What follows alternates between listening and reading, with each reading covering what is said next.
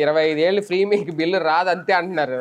ఇంకెలా పెట్టుకుంటే బిల్లు అంటే ఎందుకు అదే రాలేదు? కరెక్ట్ గా అదే వాడుకోవాలి, ఎంత ప్రొడ్యూస్ అవుతుందో అదే అదే అంతే అదే అదే వాడుకోవాలి. ఎలా వాడుకుంటారు? అదే కదా కావాలంటే అనేది. ఎలా అవుతుంది? అంటే కానీ తక్కువ రేటుకి వచ్చేస్తుంది సార్.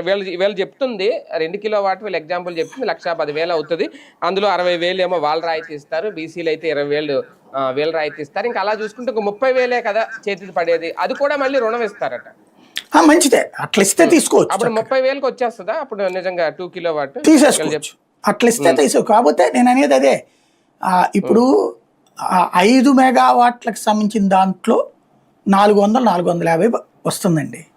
అదే 5 ప్యానెల్స్ ఉన్నటువంటి దాంట్లో వీళ్ళు చెప్పేటటువంటి వాటిట్లలో అంత ప్రొడ్యూస్ అవ్వదు అంటారు ముందు. మనకు కనుక కారో బండో కొనుక్కునేటప్పుడు 80 కిలోమీటర్లు 90 కిలోమీటర్లు అంటారు బండి కొన్నప్పుడు. మనకి తర్వాత వచ్చేటప్పటికి 60-70 మైలేజ్ వస్తుంది.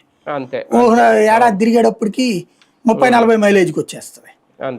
ఆ తరహాలోనే ఉంటది ఇది కూడా. ఇది అనుభవం చూసినటువంటి వాళ్ళని ఎవరినైనా అడిగినే చెప్తారు. కాకపోతే ఒక పరంగా బెటరు ఈ బిల్లుల్లో.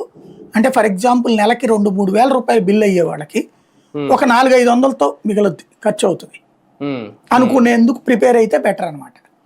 సార్ ఇదంతా ఒక ఎత్తు అయితే సోలార్కి సంబంధించి ఓకే వేయించుకుంటే అద్భుతం, వేయించుకునే వాళ్ళు వేయించుకుంటారు, లేదంటే లేదు.